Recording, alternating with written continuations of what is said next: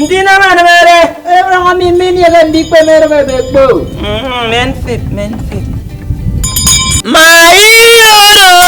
Oh, but ini. Abang, dah yang kami. Kamu abang? Oh, mau kamu.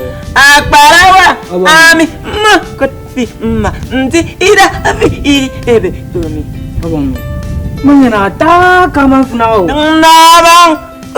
Ami ndi abasi ana ikpo use emi ami ngana mde ibu okwo ikwo ewa ane onek Akpaniko afu amako irara ketbere nko ginu am ami mantem ko vori mele kitami membona kamako kufre ke asabinu ebore taikon asita ituro para wantiri mfra Abang mi Mfuna mi nyenere onku mio. Boni mere yenere meyo. Abang. Ndiri onku. Mpo fagete yempo fageka. Oh, mempo fagete. Yempo fageka. Ndiri mfuna. Abang mi. Onku mi enyi mu nyimero. They very stingy. Boni mere yenere meyo. Ndiri stingy. Ntan. What? Oh, onku fori ntan. Abang mi kiro agen ton. Abang mi enyi mu nyam. Anyi mu nyam. Boni mere yenere meyo. Abang mi. Matanga ngongi kongeku. Ngwangko. Yen tikina fora ka kistin yerin tan. Nge trandi min tenu nyam. Arin tenu nyam. Afo makang wero. Una mikot. Mairo. Akbarawa. Aforo kongu fosi nyam nyam. Abang mi. Unyi meri understatement o. Mabasi. Boni mere yenere meyo. Ndiri understatement. Ngba mati seneke under ke state. Oh, under ke state. Ndiri under. Ndi seneke dak state. Ndiri state. Obio. Oh. Anglais yam mga sinaki darabio. Anyi mo nyam. Abasi. Apo mori yang ngwero. Mpo sapi. Na ro kongo fosi namso. Abang mi. Onku mi enyi mu nyam. Si, abang mi. Mpo senyi onku nyere. Aso teka ba family sie. Okok senyi adi ko kuni rep. Ateka ba ngwane sie. Abang mi, I'm very very hungry. Those people are very wicked. I must tell you. Boni boni yene ne yo. Abang mi. Ndiri wicked. Di bagi. Abaki bak. Ongu fo baki bak. Abang mi, abagi enyi mu nyam. Afo yom namso na. Abang mi, ni yo mpo serire se min tende ayana mama mi. In fact, abang mi. Bekanga. Boni boni yene ne yo. Abang mi. Ndiri in fact. Ayo mi bono bom. Ayom ni kono bo. Abang mi, namin mpo serire nsinyo ya yi. Aku ni be sero pa be. Sira menu bo ngesero men po iso ngesero men po ere nkama nie. Ipu ni se yero men nie. That's property. For what you want to Ndiri property. Bofa. Oh, mpo fo. Ke yom. Ayom ni wora ngofo. Abang mi ya pa be na mbok. Eri memizo mi na mudongfo. Ami nyobo fimbo mere meyo. Afo yabara mi. Mo nyoboro. Nyom ni bo fi. Ndi afo Maria no kono onkufu. Iraka yaga tongaruwem. Abang mi ngijan ke. Ndi ntina ma yom di woro.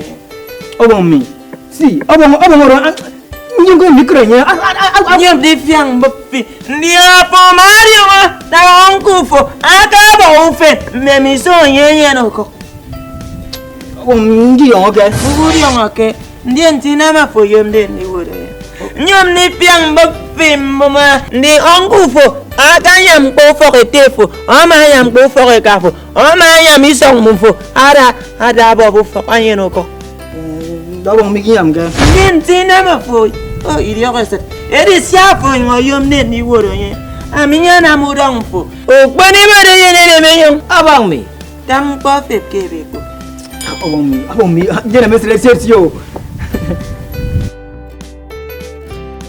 ogboni bare yenene meyo Abang mi. ka kemet mongere meyo ye basen ere meyo em ko ke mong ere meyo mendok ti kebe ko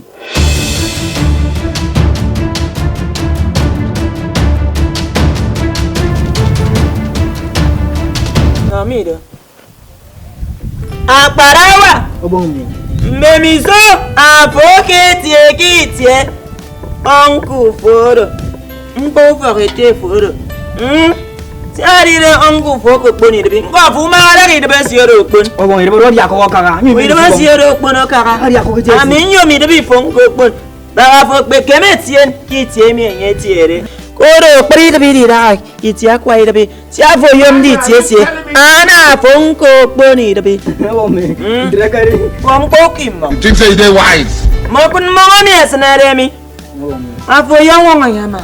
You are a mumu man. Oh me. Ntiri mfra. Ni ko pur moni ma. Ukwe kangam ko. Afo mo yan ufere mi. Anku fo ka ba de me mi so ayeni. Brinye nero.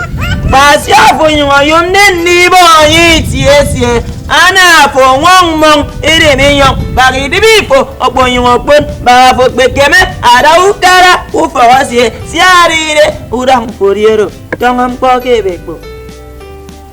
Oh mo njena am so fa nyi be ni tu banga sero. Afo masaro. Ayar yakana ifat.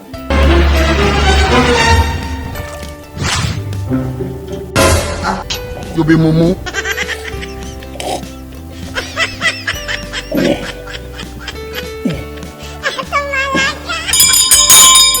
Jero.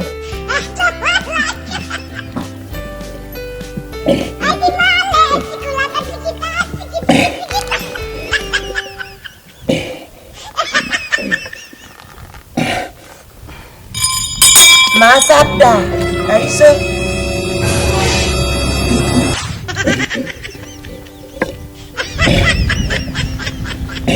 Oh, mumu not too much.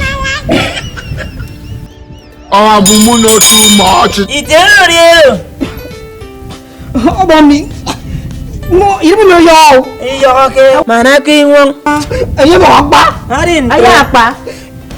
May God not allow them, make them kill you. Even the ene property ke rumpo one day. Oh mi. You Wong tong ba fo bang bo.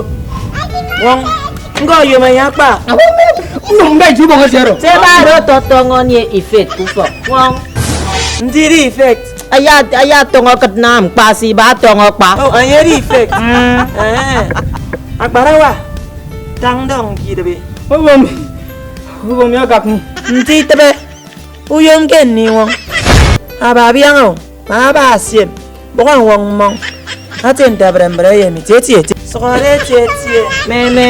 Sore me. Oh mi ko agak ni. O bari bare ye de me yong. Abang mi. Min mong nam kisang na ye. Wong mong. How many times would they tell you before you know that? Kuya nini wong mong. Aten den yiri yong aku wong mong. Be tang mong na fi mong. Ari no. Wo ba wala do yiri wa fi fu. Wong mong. Ya mi wele wo. Ba mong. Wong mong. Ari yong na ifat. Wong mong. They never show you say this. Uruna. Titba. Uyong ke ni wele. Uyong ke ni boy tiesie. Uyong ko jam ka. Ntina. Oh mi. Kan ke wong ba. Bukan uang. Afo kunti ba siro ponde ke yang gone ne mesa. Uyong ka ba ufe. Ya mo asako. Ino bonten esanga suwa. Awoni anyere ko. Ekelen tuyina ko ri ekprim bo. Amari wala la yaga sanga ba ufe. Si aye mi wam gefi ni an tefo wole ye. Awo e onku fo mi wam gefi. Owo wena yang wam fi. Yedi ku dai riyo ka sedusan kem po fo. Yong ke bekbo. Oh mi ba ke jangan dah. Saka yung sa yung mir ka.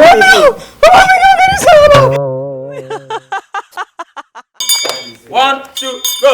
Thank you so much for watching. Too plenty now. Una voice too plenty. Thank you Let's for go there. watching. 1, 2, go. Thank you very much for watching that.